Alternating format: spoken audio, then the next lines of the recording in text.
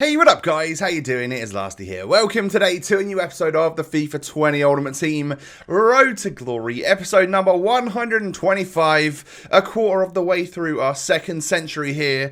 And in today's episode, it's going to be pretty weekend league heavy focused because we need to get through that middle batch of games. And if you do enjoy, I'd really appreciate it if you could hit me with a thumbs up. That would be the aim of the game, is to get 2,500 likes today. That would be brilliant. And of course, subscribe to the channel if you are new, and if you are new around here, why don't you click the notification bell as well, become part of the notification squad.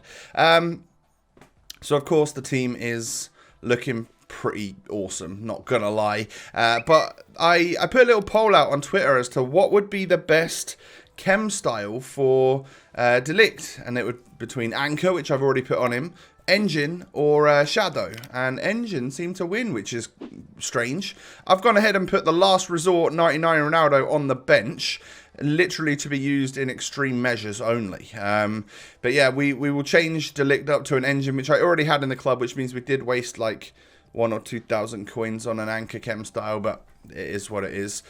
He's already got great defending and physical stats, arguably, and the pace boost is the same on an Engine. Why not get that dribbling and the agility and balance up a bit as well, and of course the passing, just so that he feels like a good ball player who's already got great defensive stats. So that sounds like a good plan. I will trust what you guys have voted there. So I went from 180 coins up to about 25,000, and that's going to increase as well by probably another 10 or 15k, simply because I went through my club and I either sold or discarded a whole bunch of the only things I have left, which are a couple of UCL golds, or like blues, and some silvers and bronzes. Yeah, things are really looking thin. It's not even a joke right now. But what that will do is mean that I can probably craft another 4 to 5 premium packs, and from that you can recycle maybe one premium pack and a few other of the trash ones.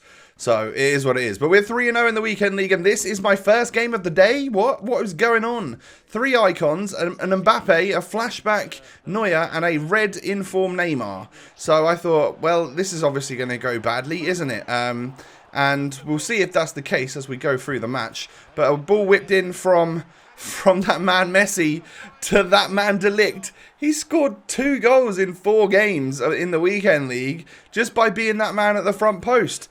I guess it is simply because he's got such high stats in those areas. You know, the team of the years are just that level higher than everyone else, right? So of course he's got great heading ability, and heading's not easy to do on this game. So to be able to actually score a couple from the near post, it's not something I've been finding easy before we got De Ligt in, that's for sure.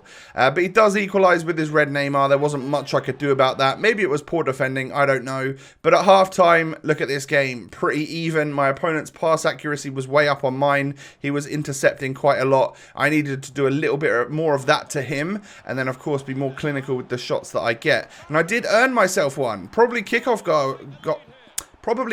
goal style, just because it was the 47th minute or 48th minute when we actually scored there with Mbappe. So that got me a goal. And then look at this for Van der Sar. He stopped that point blank shot and then still managed to not like completely lose it and let the guy tap it in. So I am forever grateful for him so far. I think he's been good. And then we make it 3-1. We run down the other end. We hit that near post shot with Kylian Mbappe. So we've got the goal cushion now. And then look at this. Oh my God, what a lovely goal from Leo Messi to make it 4-1. It was just sublime, absolutely sublime. Perfectly weighted, even on the weak foot. I think Neuer must have taken one step off of his line and there was just enough. Yeah, he literally did. He took one step and then started moving back, and I still lobbed him. And that's how that game ends, 4-1. So that was pretty good defending from myself, maybe apart from when the goal went in. And then 4 clinical strikes on goal. So I was really happy with that. That's a tough team to come up against as your first game of the day in your next session. So yeah, I was pretty happy with that. I did decide though that I would not play Martinez as a centre back, but just switch out PK for Lenglet. To see if that makes any difference, because I've said in the past that Lenglet is just, there's something broken about him. I really, really like him. So maybe him alongside De Ligt is a great move, and then I can swap them in game, obviously, so that De Ligt's my right centre back on the right foot, Lenglet's left centre back on the left foot. So we'll give that a try for this session, see how that works. And you never know, I might end up switching back to PK at some point. But again, we'll see. I don't know who I prefer, PK or Lenglet. I just don't know. I nearly scored directly from a corner there with Messi because he brought his keeper out so far. I thought, you know what? Why not give it a go, right? But this guy had probably the weakest team that I'd come up against so far and was easily the best player that I'd come up against so far. So riddle me that. That kind of worried me because, do you know what? If you're a really good player on this game, even if you've got like this mediocre but meta team, I think you can still absolutely trounce super squads with average players. It really is, at the end of the day, like, I know the good players in this game can give you an edge, but it still comes down to how much talent and skill you've got. Unless, of course, you hit an outside of the boot free kick with Musa Sissoko. What? I get shushed as well. Oh no, I didn't. I don't like that. But yeah, 2-0 to this. It's a regular Musa Sissoko who hasn't got his shooting stats boosted. He's got 70 shooting. I'd love to know what his free kick stats are, because that was unbelievable. How on earth have I conceded that? Anyway, we're 2-0 down at the start of the second half, so we do obviously try and push forward, and we get a goal 6 minutes into the second half. All right, so we can do this. We just can do this. But I pressured and I got tried to get as many opportunities as possible. But I have to say, this was the best person I played.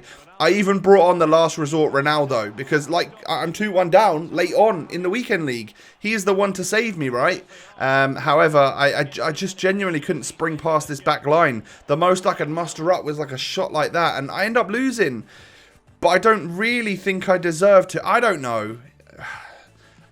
He was a better player than me. I guess if the teams were reversed, but we were still playing against each other, I'd have got beaten 5-0 probably. So, yeah, maybe my team just kind of kept me in it a bit. And I take my first loss. And then I instantly go into another game and come up against this. And I'm like, oh, honestly, what is happening? People are spending too much money on Team of the Year and their squads are looking insane. Yeah, like this guy had Pele and all sorts. But I felt bad after this because we scored a beautiful goal there. Green time finesse, loads of power on it from Griezmann. And then he instantly comes off because I'd already subbed him off. The ball just hadn't gone out of play.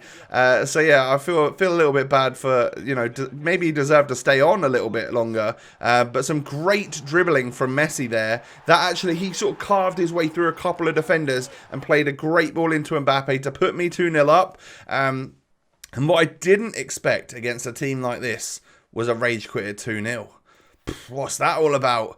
But I will obviously most definitely take that one and move on. So, we did obviously dominate that game, just looking at the stats. But that brings us to 5-1. So, all right, fine, we'll take it. And then we come up against this guy. It's a all right looking team, not the greatest of team, but he has got a prime Kaká in there, only on loan, but that doesn't matter for anything. He is still going to have prime Kaká in this game. And I found that he liked to run in straight lines using pace and sprinting and stuff. So I just needed to obviously make sure I had a defender covering to when I then lunge for a tackle and he gets past me, I've got another one there ready to make the tackle. And we eventually score after 16 or 17 minutes. Little tap in from Messi there, but it was just some nice worked play to get that ball in the box. Also decided for this match to use Perisic over Bernardo Silva just to see what he was like, and got to say, I was quite impressed. So don't be surprised if you see that going through the weekend league as well, because so far Bernardo Silva's been a bit quiet. He hasn't been the loudest of players. He's been a little bit quiet out on that right-hand side of midfield in a 4-4-2. So, yeah, that's interesting. What a save from Van der Sar, but straight into the path of Aubameyang. And after this guy's only had a couple of shots, he's managed to, well, both shots were from that exact, from that attempt. It just so happens that I parried it straight back out to him to get another goal. But we restore our 2-goal lead early in the second half. We get through with Mbappe. He just powers it past the goalkeeper. It's not particularly accurate. It's not in one of the corners. But I guess the goalkeeper just couldn't quite get there. And this was the way that I was getting through. I could clearly see that it was play that through ball, that threaded through ball to Mbappe, and then just use his pace, because that's going to put me 4-1 up, and as you can see, we received a rage quit there. But that 4-3-3 holding was quite difficult to play against. You know, I think that's one of those formations which I'm going to come up against in the near future and start struggling. I'd actually seen it in a couple of other people's videos where people were saying that that's a decent formation to play. So then we come up against the Bundesliga side. Really nice looking Bundesliga side with lots of talented players in there. But I think obviously we out-team him. And that's a good ball from Bernardo Silva. It was actually a nice little run off the shoulder of the defender to get the space. And then a perfectly weighted ball in for Messi to just first time hit that one home with nice amounts of composure. And then look at that. That's cheeky. That is Kylian Mbappe. Like, the keeper was forced out. If I smack it at him, I've got a chance of hitting that goalkeeper and he saves it. However, if I just get the arc right, then I'm going to flick that ball over and it's still going to drop under the bar. And as you can see, we just about did that one perfectly. So 2-0, I thought he was going to rage quit because he paused directly after it. But then just some great play between Mbappe and Messi. My strikers, they are great. I'm getting a little bit bored of them though. So don't be surprised if you see either Neymar, Messi or Mbappe or all of them getting sold at some point. Because I might do something drastic. I don't know. I have no idea what... I can't control myself when I play this game. I might end up selling everyone. I might end up selling no one. I don't know. But we'll figure it out over the coming days. So this is also probably one of the worst squads I've come up against in the weekend league this week. But again, one of the better players that I've matched up against. So he had a couple of good players and a meta squad, but it's just like...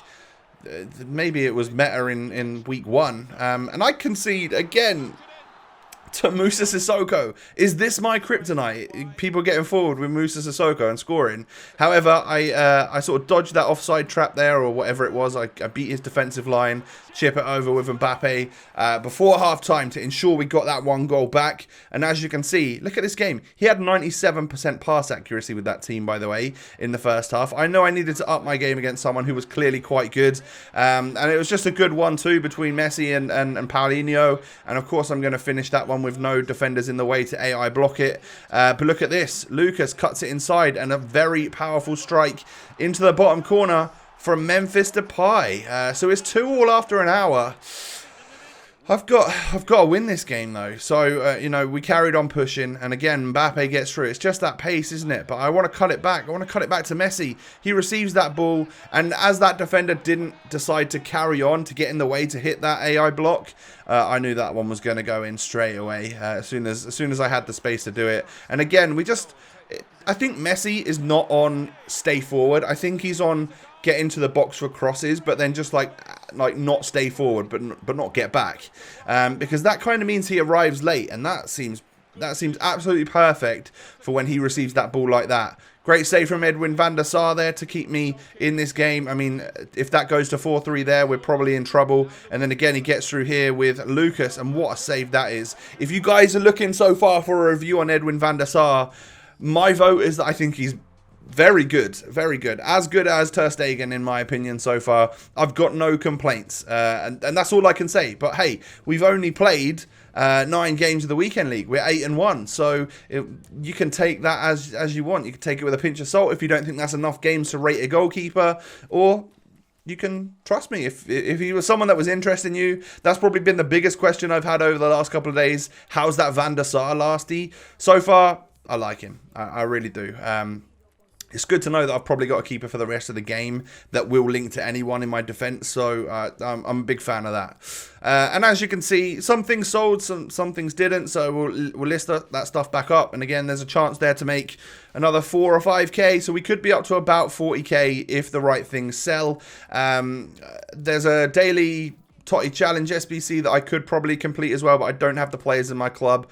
Gonna have to go out and buy those players, so I'll only do that one if I think it's worth it. Other than that, I might just sink that 40k into 4 or 5 more premium packs, grind a little bit more, and you never know.